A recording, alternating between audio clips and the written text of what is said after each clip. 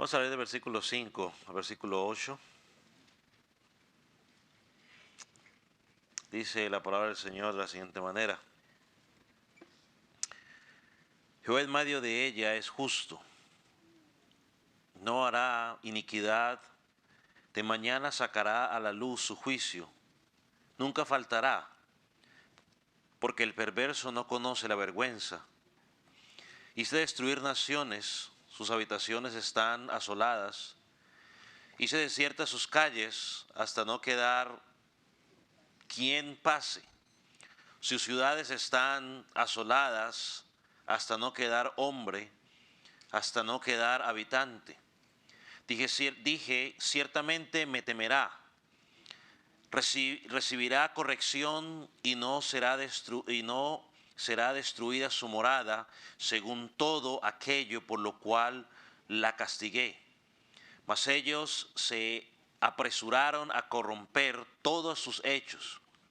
Por tanto, esperadme, dice Jehová, hasta el día que me levante para juzgaros, porque mi determinación es reunir las naciones, juntar los reinos para derramar sobre ellos mi enojo, todo el ardor de mi ira, por el fuego de mi celo será consumida toda la tierra. Padre, te pedimos en esta noche que tú sigas hablando nuestra vida por medio de esta porción de tu palabra. Permite, Señor, que nuestro entendimiento esté presto, Señor, para entender, para analizar cada aspecto, oh Dios, que encontramos en tu palabra. Señor, que podamos hacer los correctivos necesarios que debamos hacer, y que también pueda ser predicada fielmente a lo que tu palabra enseña. Señor, en tus manos quedamos, oh Dios, y que tú seas glorificado en esta noche. En el nombre de Jesús. Amén. Puede tomar asiento. Como siempre es un gusto volver a saludarlos en esta noche, y espero de que haya tenido un día o una mitad de semana agradable. Siempre es bueno reunirnos, como dice el Salmo, los hermanos juntos en armonía, en adoración. La semana pasada comenzamos a estudiar esta sección desde el capítulo 3, del versículo 1 hasta el versículo 4 y 5 a 8. Lo dividimos en esas dos secciones, o en esas dos partes. Y en esta primera parte estábamos hablando de un pueblo incorregible. Y esta segunda parte nos habla del Dios justo. En la primera parte, el profeta menciona de una forma general que este pueblo era un pueblo rebelde, contaminado, opresor. De forma más específica dijimos que habló a los príncipes, habló a los jueces, a los profetas y los sacerdotes. Y quizás enfocamos un poco en los profetas y los sacerdotes porque eran los encargados, en cierta manera, de predicar, presentar el mensaje, y ellos se habían corrompido. Muchos de ellos ya daban el mensaje en proporción al dinero que estaban recibiendo. Si al que le iba a profetizar daba buen dinero, pues entonces yo le daba la profecía que él quería. Y al que no me daba dinero, pues entonces simplemente lo ignoraban. Los sacerdotes también estaban haciendo lo mismo. Y dijimos que pues los dos eran culpables, ¿no? Que el pueblo no era víctima, sino que el pueblo era partícipe, porque aunque sabían que los sacerdotes y los profetas actuaban de esa manera, ellos pues participaban también, ofreciendo su dinero en lugar de hacer un llamado, ¿no? a que se pudieran hacer los correctivos necesarios. Ahora que estuvimos mirando la semana pasada en la primera parte, hoy vamos a tratar de enfocarnos En la segunda sección donde Dios habla de su justicia a partir del versículo 5. ¿Dónde estoy aquí con el versículo 5? Ok, ahora sí, aquí en el versículo 5 dijimos también que este pueblo en cierta parte era un pueblo obstinado, terco o cabezadura, como se conoce. Vamos a mirar una vez más el versículo 5, dice: Jehová en medio de ella es justo, no hará iniquidad, de mañana sacará a la luz su juicio, nunca faltará, porque el perverso no conoce la vergüenza.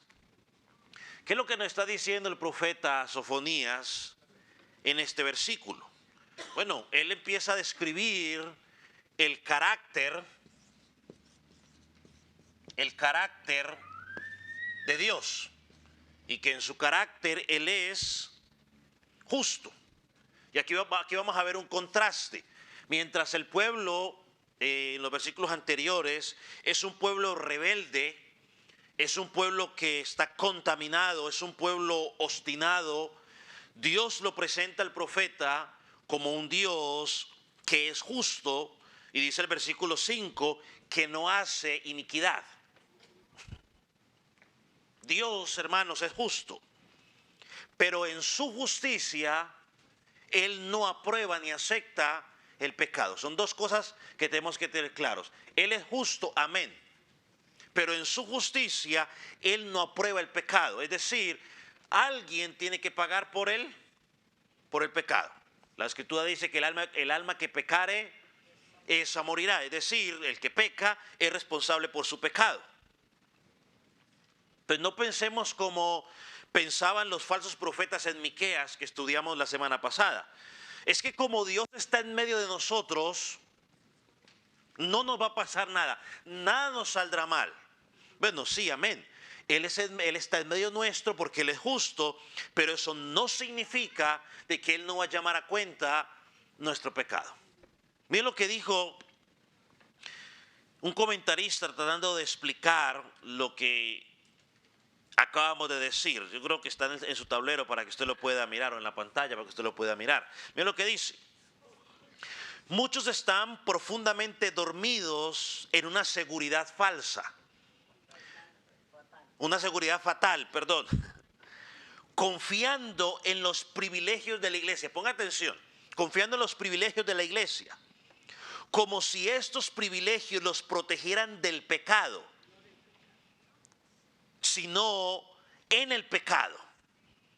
Como si estos privilegios los protegieran en el pecado y los protegiera del castigo. Es decir, lo que está diciendo es que mucha gente piensa que como está en la iglesia va a ser protegido de su vida pecaminosa, que va a ser protegido de las consecuencias del pecado. Mira lo que sigue diciendo: estos privilegios hacen y harán más grave su pecado y su castigo. Si los hombres teniendo al Señor entre ellos no les impide pecar, no pueden estar seguros de que no les vendrá mal por hacerlo. Es muy absurdo que los pecadores piensen en su insolencia será impune o que quedarán sin castigo. Entre mayor responsabilidad que tú y yo tenemos, más grave es si seguimos viviendo una vida ¿qué? Pecaminosa. A mayor conocimiento, mayor responsabilidad. No, yo creo que, honestamente creo que usted y yo, que estamos estudiando este libro de Sofonías, debemos examinar nuestra vida con honestidad y con sinceridad. No podemos pensar que porque tenemos ciertos privilegios, que porque tenemos ciertos dones, porque tenemos esto y lo otro, entonces eso nos protege para vivir una vida loca y que nada nos va a pasar, que era parte de lo que le pasaba a este pueblo. No podemos engañarnos pensando que, es que nadie en la congregación se está dando cuenta de mis actos pecaminosos. Eso es señal de que yo estoy bien delante de Dios y que Dios aprueba mis acciones. Un momento, pueblo. El hecho de que quizás los seres humanos no nos demos cuenta cómo está viviendo el otro, eso no significa o no es señal de que Dios está aprobando nuestras acciones. En su justicia, Él no las aprueba. Y tarde que temprano llegará la corrección. En la palabra, además, el Señor Jesucristo dice, le voy a decir primero la versión que decía mi abuela, paterna. Decía el diablo, tapa y tapa hasta que por fin destapa. Así decía mi abuela paterna. La Biblia dice que nada hay oculto, que un día será ¿qué? Revelado. Entonces no podemos engañarnos creyendo, mis hermanos, que porque nadie se da cuenta, Dios lo está aprobando. Dios lo sacará a la luz o Dios castigará su pecado en algún momento, le dará la corrección. Y uno puede camuflarse muy fácil dentro de la iglesia local. Nadie se da cuenta. Nos podemos camuflar, pero el Señor conoce la verdad. Por ejemplo, David pudo camuflarse por un buen tiempo y muy bien. Aunque algunos quizás, yo creo que algunos se dieron cuenta porque los sirvientes tuvieron que darse cuenta, pero nadie decía nada porque no se puede decir nada. Pero ¿qué hizo Dios? En su momento indicado, ¿a través de quién? Del profeta Natán, sacó a la luz su pecado. Entonces esto es lo que pasó con este pueblo que estamos estudiando aquí. Como Dios estaba en medio de ellos pensaban que Dios estaba aprobando sus cosas. Hermano, de la misma manera que sus misericordias son nuevas cada día, también es cierto de que Él cada día hace justicia. Hay un versículo que nosotros tendemos siempre a agarrar lo que nos conviene. Y creo que nosotros decimos, no, es que sus misericordias son nuevas cada mañana. Amén, yo no tengo duda de que sus misericordias sean nuevas cada mañana. Pero no debemos confundirnos porque también como sus misericordias son nuevas cada mañana, su juicio, su justicia también. Mira lo que dice el versículo 5. Dice, de mañana sacará a la luz su juicio. O sea, lo que está diciendo ese versículo es que la justicia de Dios está actuando en el presente de manera continua, aunque tú y yo no nos percatemos. Su justicia está actuando. Mire, la nueva traducción viviente lo traduce de la siguiente manera. La frase esa, pero yo quiero leerle toda la frase completa para que usted lo entienda, el versículo completo para que usted lo entienda. Y si no me falla la memoria, va a estar resaltada la frase esta, pero miren lo que dice: pero el Señor todavía está en la ciudad, Él no hace nada malo. Ahí está la frase: día tras día emite justicia, Él nunca falla, pero los perversos no conocen la vergüenza. Ahí está: día tras día emite justicia. Posiblemente usted y yo no nos damos por enterados, ni nos entendemos, ni nos damos cuenta y decimos, porque mucha gente dice, es que a los malos no les pasa nada. Bueno, eso es lo que usted cree, eso es lo que yo creo. Pero Dios día a día emite justicia. Muchos de ellos son castigos o justicia temporal, anticipada al juicio de Dios que vendrá en el futuro, en su día final. Y termina el texto diciendo lo siguiente: pero el perverso no conoce la vergüenza. Esa es una terrible condición. Es una terrible condición. El perverso no conoce la vergüenza. Hermano, Dios nos libre de entrar en esa condición. Creo que algunos dicen por ahí, hay un dicho popular que dice, es que no tiene sangre en la cara, ¿no? Lo que está diciendo es que esa persona está en un desorden y le da que igual. No pasa nada, dice, su corazón se ha endurecido tanto, es lo que está diciendo ese pasaje, su corazón se ha endurecido tanto que ni las amonestaciones de Dios, ni el castigo pasado, ni el castigo presente, ni siquiera lo que Dios va a hacer en el futuro los perturba. Siguen viviendo como si nada estuviera pasando. No sé, yo lo relaciono con Romanos 1, versículo, no me acuerdo ahora el versículo, que dice que habiendo conocido a Dios no lo glorificaron como Dios y Dios los entregó a su necio corazón. Su mente está cauterizada, o sea, es una piedra, le rebota la enseñanza, plin, plin, plin, o simplemente le pasa por el lado. Eso es lo que dice aquí. Eso es lo que dice aquí. El perverso no conoce la vergüenza. Qué condición tan triste. Déjeme decirle, ahora que tú estás en Cristo, quizás en algún momento estuviste en esa condición. Por su gracia nos sacó de allí. Romanos 1:21, es Romanos 1:21. Dios los entregó. Dios los abandonó. A usted y a mí, por gracia de Él, la luz del Evangelio nos irrumpió en nuestro silencio y nos permitió ver la verdad.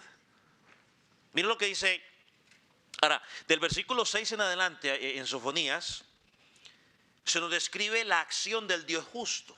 Miren lo que dice el versículo 6. Hice destruir naciones, sus habitaciones están asoladas, hice desiertas sus casas hasta no quedar quien pase, sus ciudades están asoladas hasta no quedar hombre, hasta no quedar habitante. O sea, la declaración del profeta a través de este versículo es que Dios nos está diciendo, yo soy el Dios soberano y yo tengo potestad sobre todas las naciones. Yo tengo potestad sobre las naciones. Y yo quiero que usted, mientras meditamos en esto, en este versículo, traiga a su mente que no es que solo Dios tenga la potestad para castigar a las naciones por el pecado. O sea, que lo que el profeta está diciendo aquí no es únicamente con esa idea. Tampoco no es únicamente con la idea de defender a su pueblo, como estudiamos semanas atrás, sino que es un claro llamado de atención al pueblo. Es un llamado de atención al pueblo. Y esto lo vemos en el versículo 6, en el versículo 7, el cual está claramente conectado con el versículo 6. Miren lo que dice, y vamos a leerlo una vez más. Dice, hice destruir naciones. Eso es lo que, así comienza el versículo 6, y destruir naciones. ¿Con cuál es la idea? Versículo 7. Dije, ciertamente me temerá, recibirá corrección y no será destruida su morada según todo aquello por lo cual la castigaré. Pero mire cómo termina, mas ellos se apresuraron a corromper todos sus hechos, no algunos, todos sus hechos. Ahora, la Biblia nos enseña, y lo hemos estudiado a lo largo de la Escritura, que no hay que el plan de Dios nunca se ha visto frustrado. Todo lo que Dios se propone en su sabiduría, en su soberanía, o en su voluntad, se cumple. Todo lo que Él propuso desde antes de la fundación del mundo, se cumple. Y eso no lo podemos dudar. O sea, no hay nadie que frustre los planes de Dios. Ahora, este versículo 7, no puede ser entendido como que Dios está diciendo que, bueno, voy a tratar algo diferente porque este plan no me funcionó. No quiero que lo entienda de esa manera. Por ejemplo, vaya a Isaías 46. Isaías 46. Luego cuando estudiamos sobre la doctrina de la gracia, este pasaje lo tomamos como base, ¿no? En alguna de las cosas que estábamos hablando. Yo no quiero que el versículo 7, usted lo entienda como Dios está tratando diferentes cosas a ver cuál le funciona. No lo entiende de esa manera. Y lo sustento con lo que dice Isaías 46, versículo 9. ¿Lo tiene? Miren lo que dice. Acordaos de las cosas pasadas desde los tiempos antiguos. ¿Por qué? Porque yo soy Dios, no hay otro Dios, y nada hay semejante a mí. Amén. Nada hay semejante a Él. Sigue diciendo, que anuncio lo porvenir desde el principio y desde la antigüedad, lo que aún no era hecho, y digo, mi consejo permanecerá. Haré todo lo que quiero, que llamo desde el oriente al ave y la tierra lejana del varón de mi consejo. Yo hablé y lo haré venir. Lo he pensado y también lo haré. Así que no hay nada que frustre el plan de Dios. Así que yo no quiero que usted lea el versículo 7 y diga, bueno, Dios intentó algo y no salió bien. No. Lo que Dios está diciendo por medio del profeta en este versículo 7 en particular es que Dios está poniendo en los términos nuestros para que podamos entender. Escúcheme por favor. ¿Para qué habla Dios en nuestros términos? Para que entendamos que Dios trae eventos a modo de prueba para que sepamos lo que hay en nosotros. Muchas veces Dios permite eso para que se revele qué es lo que hay en nuestro corazón. Es como los exámenes que hacen los maestros. A todos los que estábamos en la escuela, pues no nos gustaban mucho los exámenes. Pero los propósitos por el cual el maestro hace el examen es para que yo sepa cuánto aprendí. No el maestro ya sabe. Para que yo sepa cuánto aprendí. Y en las dificultades, hermanos, en las pruebas, en lo que vemos alrededor, sale a la luz lo que hay en tu corazón, lo que verdaderamente hay en tu corazón. Es allí en esos momentos. Vaya a Segunda de Crónicas, capítulo 32, versículo 31, para explicarle un poco más lo que estoy diciendo. Segunda de Crónicas, segundo libro de Crónicas, 32, 31, en referencia al rey Ezequías. Mira lo que dice. Mas en lo referente a los mensajeros de los príncipes de Babilonia, que enviaron a él para saber del prodigio que había acontecido en el país, Dios lo dejó para probarle, para hacer conocer todo lo que estaba en su corazón. Pregunta, ¿sabe Dios o sabía Dios lo que había en el corazón de Ezequías? ¿Sabe Dios lo que hay en su corazón y en mi corazón? Claro que sí. Dios conocía lo que hay en el corazón de Ezequías. Dios conoce lo que hay en nosotros. Los que no saben lo que hay en el corazón somos nosotros. Recuerde que el corazón es ¿qué? Engañoso. Tú y yo podemos ser orgullosos y el corazón te va a decir, no, tú no eres orgulloso. Tú estás bien. Orgulloso tú, pero ¿cómo se te ocurre? Si más humilde que tú no hay nadie, te dice el corazón. Nos dice el corazón. Eso es una señal de que somos orgullosos. Ahí está la señal. Nuestro corazón nos es engañoso. Por eso no podemos confiar en él. Entonces el texto apunta a llevar al pueblo a reconocer qué había en el corazón. Y que ellos tenían que reconocer que lo que Dios estaba haciendo con las otras naciones a causa de su pecado, también iba a pasar con ellos si no había arrepentimiento en sus vidas. Dijo alguien por ahí, el inteligente aprende de sus errores y el sabio aprende los errores de los demás.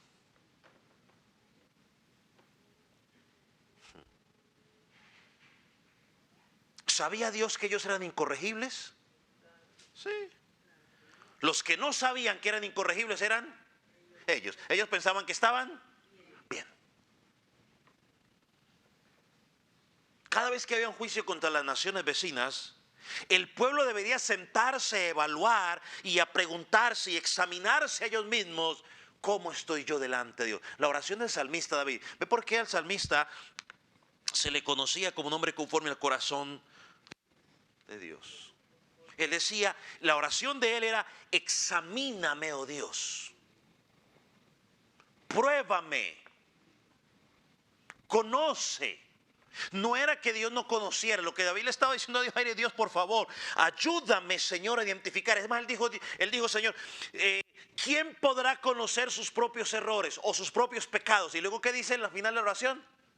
¿Alguien recuerda? ¿Nadie se recuerda qué dice la última parte? ¿Quién podrá sus propios errores, conocer sus propios errores? Dice ¿qué?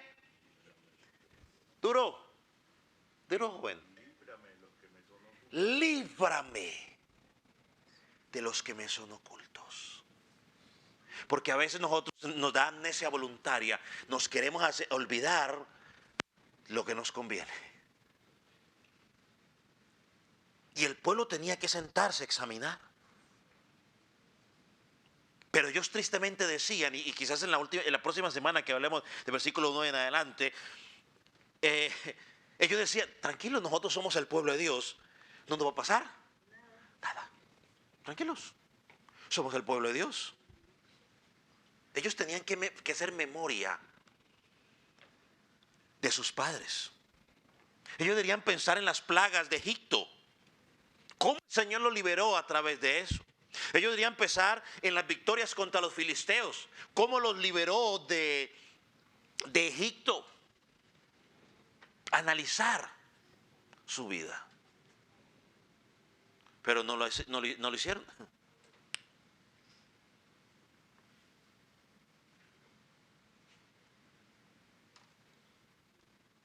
Todo lo que pasaba en estas naciones que vemos en el versículo 6 dice,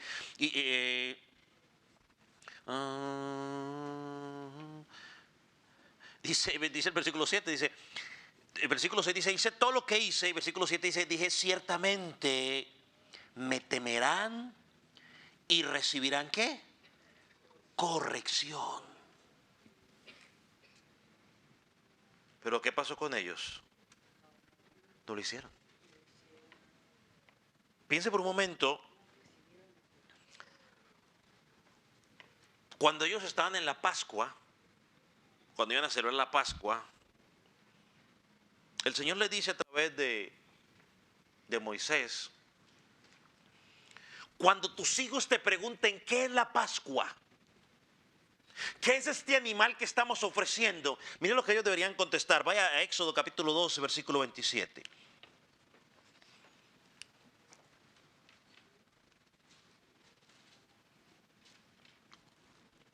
Dice, lo tiene, Éxodo 12, versículo 27.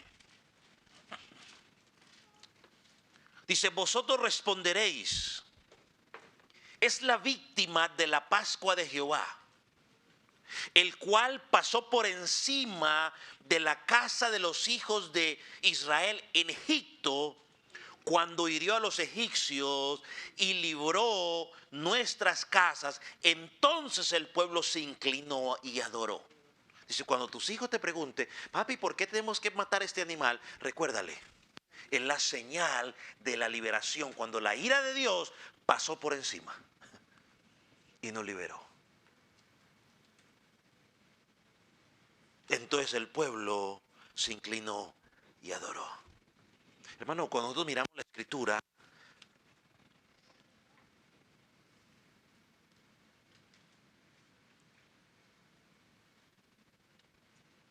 esa Pascua les recordaba a ellos y nos debe recordar a nosotros que ese corderito, en el particular que ellos mataron y pusieron la sangre ahí, los liberó de la muerte que ellos merecían. Note, todo aquel que no hubiera hecho el sacrificio, o sea, que no hubiera obedecido, su hijo iba a morir. Hubiera sido judío o no. La diferencia fue que a los judíos se les dijo lo que tenían que hacer y ellos creyeron. Y actuaron en base a lo que habían creído. Y dice que adoraron. Hermano, cuando uno reconoce su condición, la respuesta es adoración a Dios. Así que lo que Dios le dice a este pueblo, le decía a Judá y nos dice hoy a nosotros, si quieres ver un ejemplo palpable de las consecuencias del pecado, ahí lo tienes. Piense por un momento. ¿Por qué Dios permitió que el pecado de David quedara registrado en la Escritura?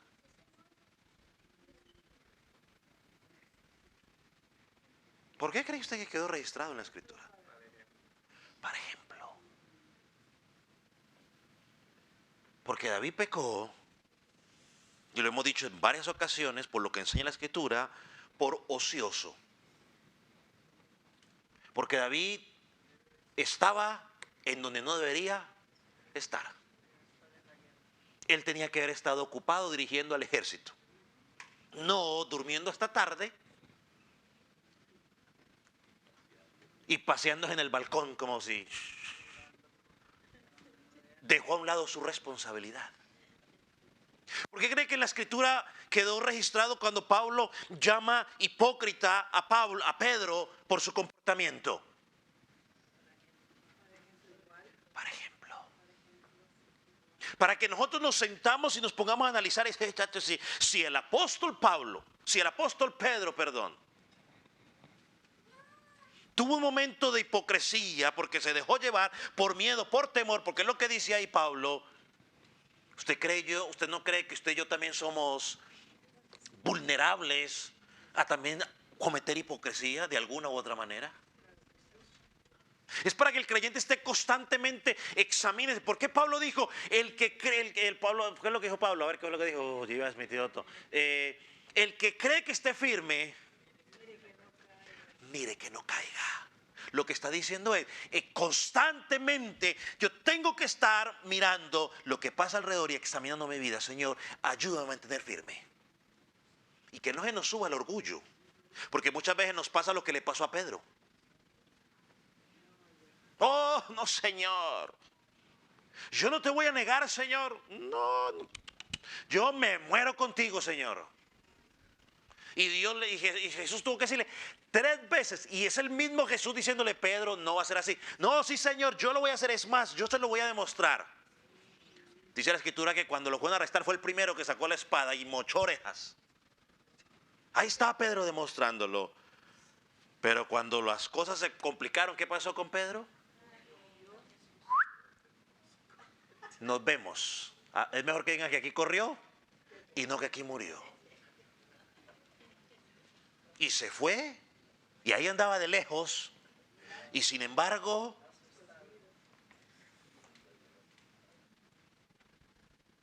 ese fue uno de los sermones que yo hice cuando estaba en la universidad estudiando.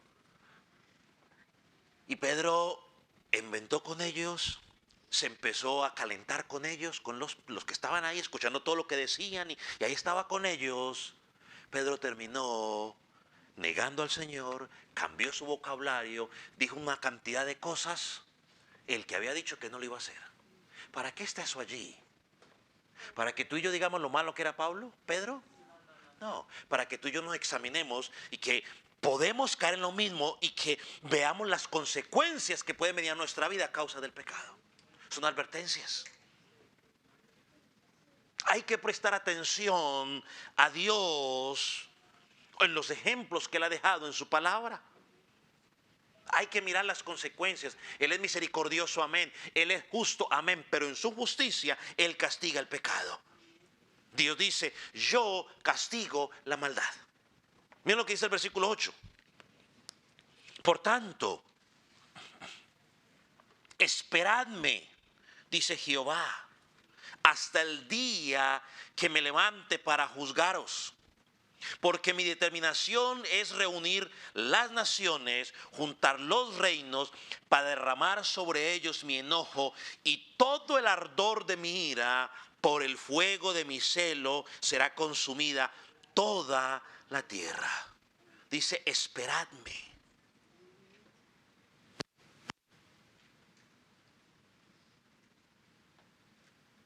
Yo traté con ustedes, no hubo respuesta. Ahora queda esperar el día del pago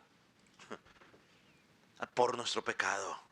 Dios es paciente, Dios fue misericordioso, Dios les dio ejemplos para que nadie tuviera excusa, pero estas personas eran sin remedio. Como dijimos la semana pasada, les pasaba por encima. O la ilustración que dijimos en inglés era, en español, perdón, maderas que no agarran barniz.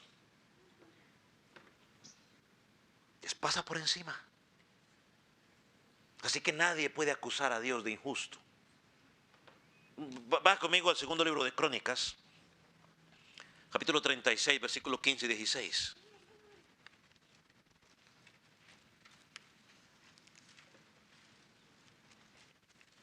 Segundo libro de Crónicas, 36, 15 y 16. ¿Lo tienen? Dice, y Jehová, el Dios de sus padres, envió constantemente palabras a ellos por medio de sus mensajeros, porque él tenía misericordia de su pueblo y de su habitación. Mas ellos hacían escarnio de los mensajeros de Dios y menospreciaban su palabra, burlándose de sus profetas, hasta que subió la ira de Jehová contra el pueblo y ya no hubo remedio. ¿Qué dice el pasaje? Dios envió constantemente palabra para ellos por medio de sus mensajeros. Le dijimos el ejemplo hace 2 semanas. Hermanos, si usted solamente se congrega una vez a la semana en la congregación, recibe 52 exhortaciones de parte de Dios al año. Si viene dos miércoles y entonces serían 104 exhortaciones de parte de Dios. Esa es la misericordia de Dios. Oh amigo que está sin Cristo, niño, joven, adulto que está sin Cristo esta mañana o que me está escuchando, es la misericordia de Dios que día tras día te habla, ya sea por medio de la creación o por medio de la predicación, para llamarte la atención a que te arrepientas de tu pecado y vayas a Él. Es por su misericordia. Así que no tendrás excusa el día de mañana. Que no sabía, que no escuché, que esto y lo otro. No va a haber excusa. Pero para estos, algunos de ellos, vamos a decirlo, ponerlo de esta manera, algunos de ellos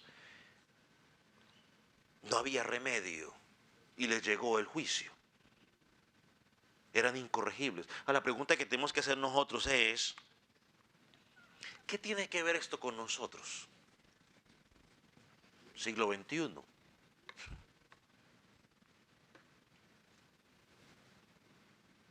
Hoy estamos en un tiempo donde los falsos maestros están proliferando, se están propagando como un virus, como la gripa en invierno.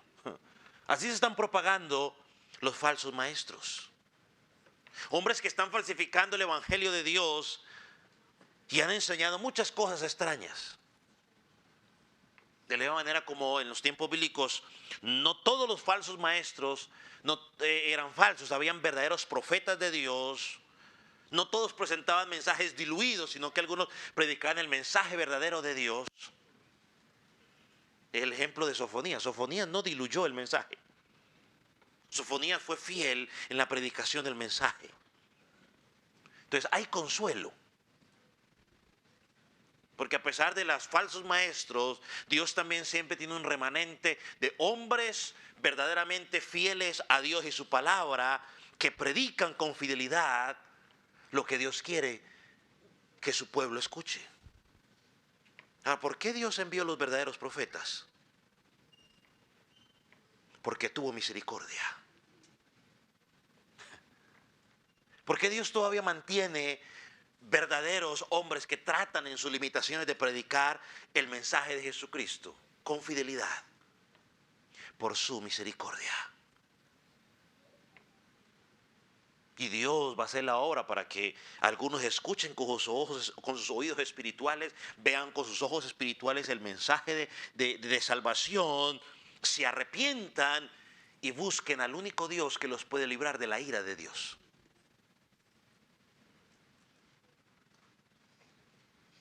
¿Sabe cuál es el propósito de los falsos maestros? Ellos no se van a acabar. Ni siquiera podemos orar, Señor, que se acaben los falsos maestros. No, no se van a acabar. Se van a proliferar más.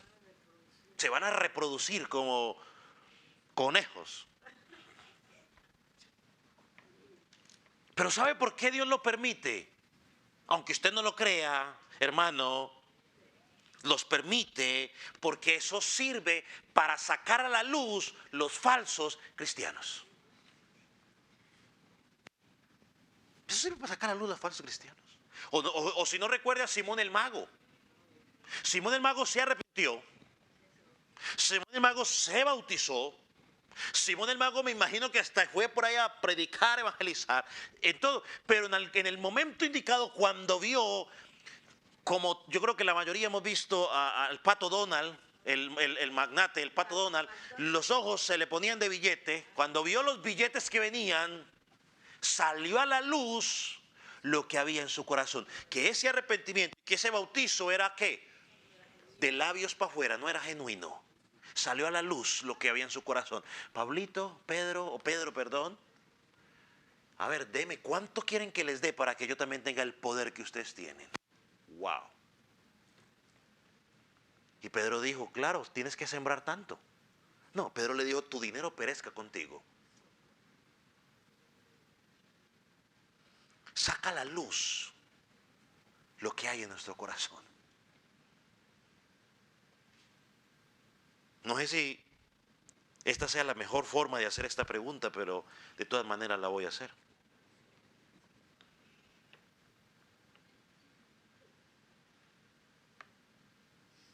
Si tú y yo decimos que somos evidencia de la misericordia de Dios, o sea que Dios nos ha salvado por su misericordia, que estamos tratando de predicar fielmente la palabra de Dios sin diluirla, sin acomodarla, la pregunta que tenemos que hacer nosotros es, ¿qué estamos haciendo con el mensaje que estamos escuchando?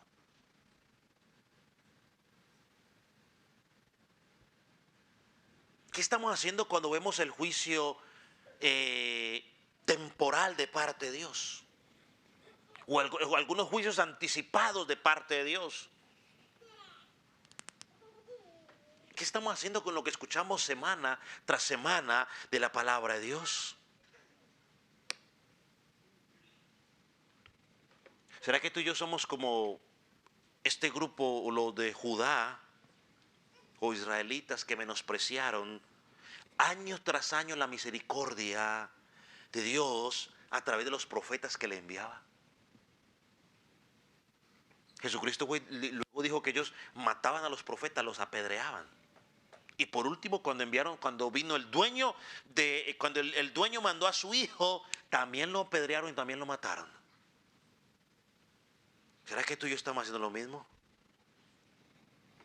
¿Será que tú y yo estamos desechando a los pastores o los hermanos en la fe que Dios nos ha enviado, que nos muestran, que revelan que estamos pecando, que nos hemos equivocado, que nuestra vida no es agradable a los ojos de Dios?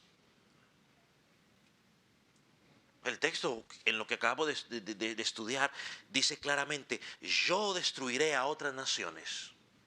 ¿Por qué destruir a las naciones que pecaban? Para que ustedes vieran la consecuencia del pecado y para que corrijan. ¿Qué estamos haciendo nosotros? ¿Estamos viendo las consecuencias del pecado? ¿Estamos corrigiendo o seguimos como si nada hubiera pasado? ¿O será que tú y yo somos como dice el Salmo 32, versículo 9? Dice, no seáis como el mulo sin entendimiento, o como la mula o el burro sin entendimiento. ¿Será que tú y yo somos como el burro sin entendimiento? O pregunto yo, ¿usted quiere que Dios lo trate como a burro?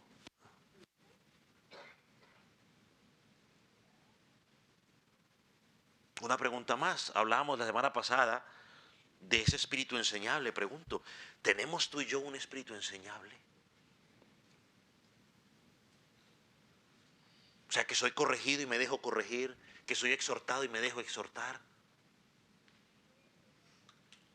que estoy dispuesto a recibir lo que el Señor quiera dar a mi vida. Cuando un hermano maduro en la fe viene y me exhorta, recibo la exhortación. Otra pregunta. Cuando usted va a un hermano maduro a pedirle un consejo, ¿realmente usted está dispuesto a hacer lo que ese consejero le va a decir que tiene que hacer?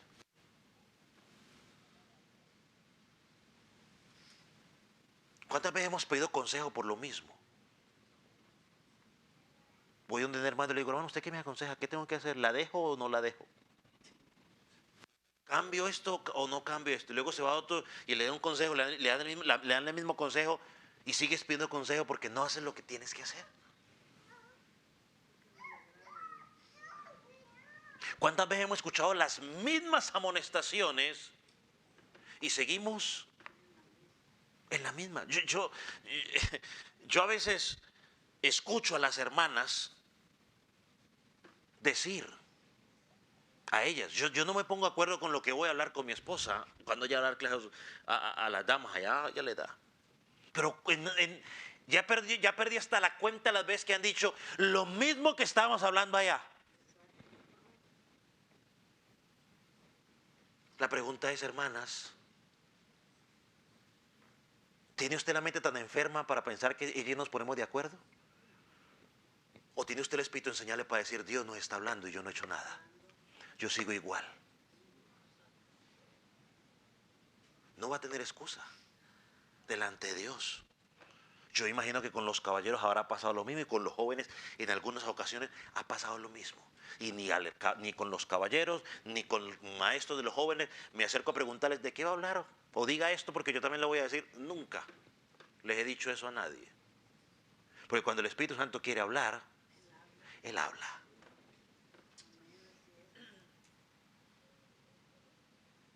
Yo lo he dicho en varias ocasiones y lo vuelvo a decir.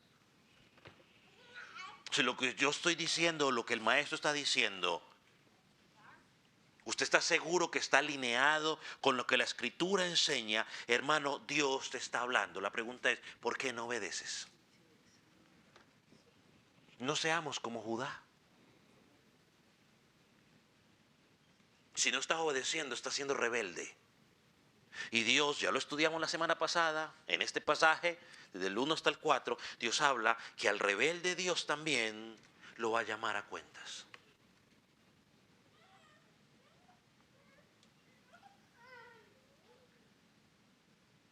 ¿Qué estamos haciendo? Vamos a orar. Ponga sobre sus pies.